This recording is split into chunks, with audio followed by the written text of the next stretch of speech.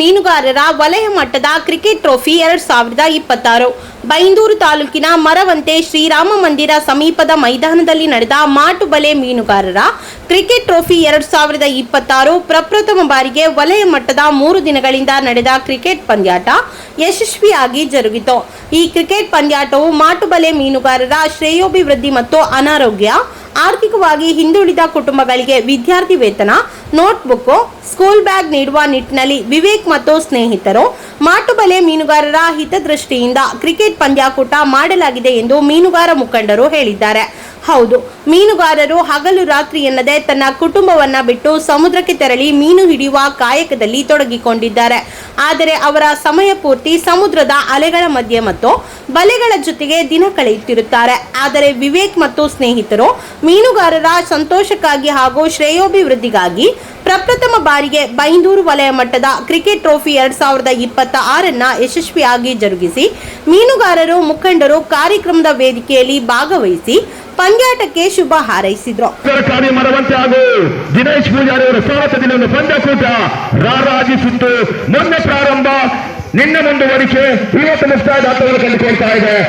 ಕಳೆದ 2024ರಲ್ಲಿ ಇದೇ ಮೈದಾನದಲ್ಲಿ ಚಾಂಪಿಯನ್ ಪಟ್ಟವನ್ನು ಗಳಿಸಿಕೊಂಡಿರ್ತಕ್ಕಂಥ ಅಖಿಲೇಶ್ವರಿ ಮರವಂತೆ ಈಗ ಮತ್ತೆ ಗ್ರಾಂಡ್ ಫಿನಾಲೆಗೆ ನೀಡ್ತಾ ಇದೆ.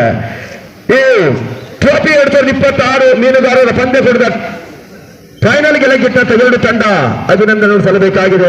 ಅಖಿಲೇಶ್ವರಿ ಮರವಂತೆ ಹಾಗೂ ಸಾಗರ ನಿಧಿ ಅಳಿವೆ ಕೋಡಿ ಒಂದು ಜೋರಾದ ಚಪ್ಪಾಳ 2 ತಂಡಕ್ಕೆ ನೀಡಿ ಗೌರವಿಸಿಕೊಳ್ಬೇಕು. ಯಾಕಂತ ಹೇಳಿದ್ರೆ ಪ್ರಥಮ ಸ್ಥಾನವನ್ನ ಶ್ರೀ ಅಖಿಲೇಶ್ವರಿ ಮಾಟುಬಲೆ ಧೋನಿ ಮರವಂತೆಯವರು ಪಡೆದುಕೊಂಡಿದ್ದಾರೆ. ಅದೇ ರೀತಿ ದ್ವಿತೀಯ ಸ್ಥಾನವನ್ನ ಸಾಗರ ನಿಧಿ ಅಳಿವೆಕೋಡಿ ಬೈಂದೂರು ತಂಡ ಪ್ರಶಸ್ತಿಯನ್ನ ತನ್ನದಾಗಿಸಿಕೊಂಡಿದೆ.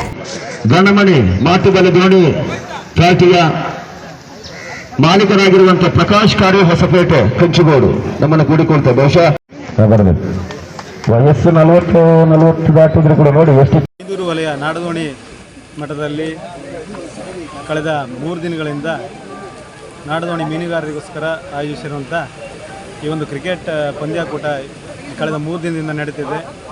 ಈ ಒಂದು ಪಂದ್ಯಾಕೂಟವನ್ನು ನಡೆಸಲಿಕ್ಕೆ ವಿವೇಕ್ ಅವರು ಮತ್ತು ಅವರ ಟೀಮ್ನವರೆಲ್ಲ ಬಹಳಷ್ಟು ದಿನಗಳಿಂದ ಶ್ರಮಪಟ್ಟು ಈ ಒಂದು ಒಳ್ಳೆಯ ಕ್ರೀಡಾಕೂಟವನ್ನು ಆಯೋಜಿಸಿದ್ದಾರೆ.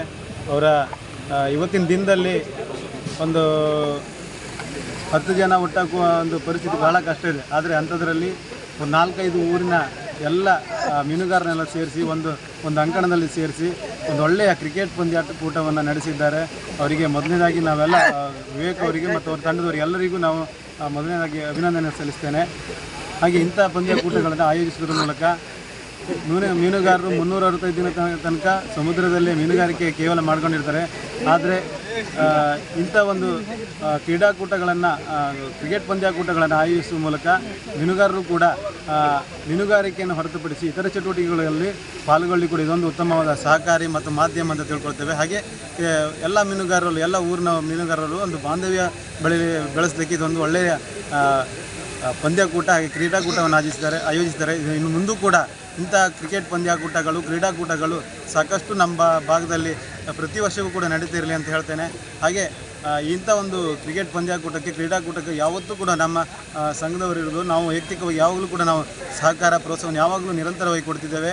ಹಾಗೆ ನಮ್ಮ ರಾಮ ಮಂದಿರ ಸಮಿತಿಯವರು ಕೂಡ ಯಾರೇ ಅಧ್ಯಕ್ಷರಾದರೂ ಕೂಡ ಇಂಥ ಕ್ರೀಡಾಕೂಟಗಳಿರ್ಬೋದು ಅಥವಾ ಮೀನುಗಾರ ಏನೇ ಒಂದು ಕಾರ್ಯಕ್ರಮ ಇದ್ದರೂ ಕೂಡ ಸಂಪೂರ್ಣ ತುಂಬ ಮನಸ್ಸಿನಿಂದ ಅವರೆಲ್ಲರೂ ಕೂಡ ಇಂಥ ಕಾರ್ಯಕ್ರಮಕ್ಕೆ ಸಹಕರಿಸಿಕೊಂಡು ಬಂದಿದ್ದಾರೆ.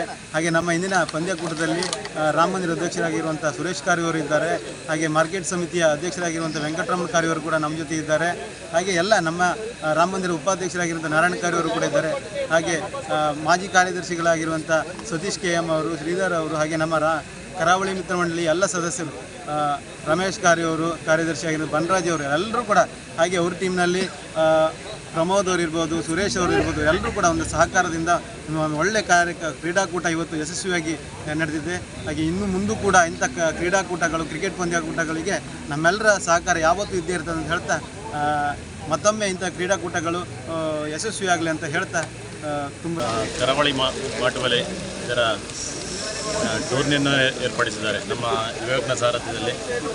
ಇದು ಯಾಕೆ ಮಾಡಿದ್ದಾರೆ ಅಂತ ಹೇಳಿದರೆ, ನಮ್ಮ ಮೀನುಗಾರರು 365 ದಿವಸ ಮೀನುಗಾರಿಕೆ ಮಾಡಿಕೊಂಡು ಅದರಲ್ಲಿ ದಿನಗಳು ಕಳೀತಾ ಇದ್ದೇವೆ.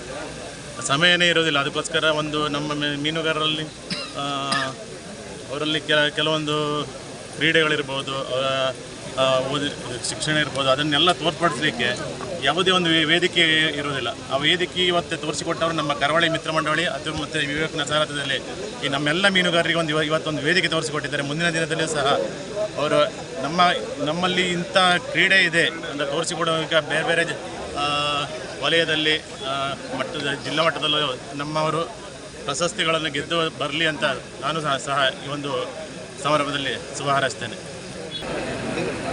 ಕಳೆದ 3 ದಿನಗಳಿಂದ ಈ ಒಂದು ಕ್ರಿಕೆಟ್ ಪಂದ್ಯಾಟ ನಡೆಯುತ್ತಿದ್ದು, ಮೀನುಗಾರರಿಗಾಗಿ ಗುಂಬುಳಿಯಿಂದ ಗೊಂಬೆ ಪಡೆಯುವ ತನಕ ಈ ಒಂದು ಕ್ರೀಡಾಂಗಣದಲ್ಲಿ ಕಳೆದ 3 ದಿನಗಳಿಂದ ಇಲ್ಲಿ ಆಡ್ತಾ ಇದ್ದಾರೆ. ಮೀನುಗಾರರ ಪ್ರತಿಭೆಯನ್ನು ಈ ಒಂದು ಕ್ರೀಡಾಂಗಣದಲ್ಲಿ ಇವತ್ತು ತಮ್ಮ ಪ್ರತಿಭೆಯನ್ನು ಇಲ್ಲಿ ತೋರ್ಪಡಿಸ್ತಾ ಇದ್ದಾರೆ. ಈ ಹಿಂದೆ ನಾವೆಲ್ಲ ಒಂದು ಆಟ ಆಡಬೇಕಾದ್ರೆ ಆವಾಗ ಒಂದು 10 ಜನ ಒಟ್ಟು ಮಾಡಲಿಕ್ಕೆ ತುಂಬ ಕಷ್ಟ. 10 ಜನ ಇರ್ಬೋದು, 10 ಬೋಲು 10 ಬ್ಯಾಟ್ ತರಲಿಕ್ಕೆ ತುಂಬ ಕಷ್ಟ. ಆದರೆ ಈಗಿನ ಜನ ಒಬ್ಬ 10 ಬೋಲ್ 10 ಬ್ಯಾಟ್ ಅಂತ ತರ್ಬೋದು, ಆದರೆ 10 ಜನ ಒಟ್ಟು ಮಾಡಲಿಕ್ಕೆ ಕಷ್ಟ. ಅಂಥ ಒಂದು ಸಮಯದಲ್ಲಿ ವಿವೇಕ ಮತ್ತು ನೀಲದರ್ಕಾರಿ ಈ ಒಂದು ಸಂಘಟನೆ ರಚನೆ ಮಾಡಿ ಮೀನುಗಾರಿಕೆ ಒಂದು ಪ್ರತಿಭೆಯನ್ನು ಹೊರತರಲು ಇಂದು ಒಂದು ಕ್ರೀಡಾಂಗಣವನ್ನು ಆಯೋಜಿಸಿ ಇವತ್ತು ಪಂದ್ಯಾಟದಲ್ಲಿ ಅಖಿಲೇಶ್ವರಿ ಮತ್ತು ಸಾಗರ್ ನಿಧಿ ಅಂತ ಈ ಒಂದು ಕೊನೆಯ ಕ್ಷಣದಲ್ಲಿ ಇವತ್ತು ಆಟ ಆಡಲಿಕ್ಕಿದ್ದಾರೆ. ಆ ಒಂದು ಪಂದ್ಯಾಟವನ್ನು ನಾವು ವೀಕ್ಷಣೆ ಮಾಡಲಿಕ್ಕಿದ್ದೇವೆ.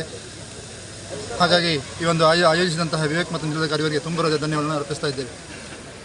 ದಾಳಿಗಾರನಾಗಿ ಜೀವನ್ ಸ್ಟ್ರೈಕ್ನಲ್ಲಿ ರಾಘು ಸ್ಟ್ರೈಕರ್ನಲ್ಲಿ ಆಲ್ಕೋರ್ಗಳ ಪಂದ್ಯಕೂಟ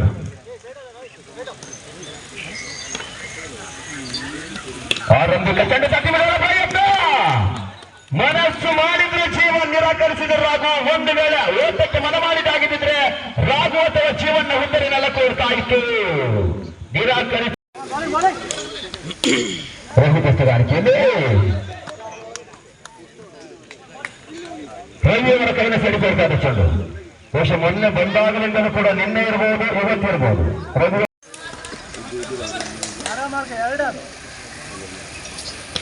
ರೋಹಿತಗಾರಿಕೆಯಲ್ಲಿ ಅಕ್ರಮದ ಸೂಚನೆ. ಆರಂಭಿಕ ಚೆಂಡು ಚುಚ್ಚೆ, 2ನೇ ಚೆಂಡು ಚುಚ್ಚೆ, 3ನೇ ಚೆಂಡು ಅಕ್ರಮ. ತಂಡದ ಖಾತೆ ಆರಂಭಗೊಳ್ತಾ ಇದೆ.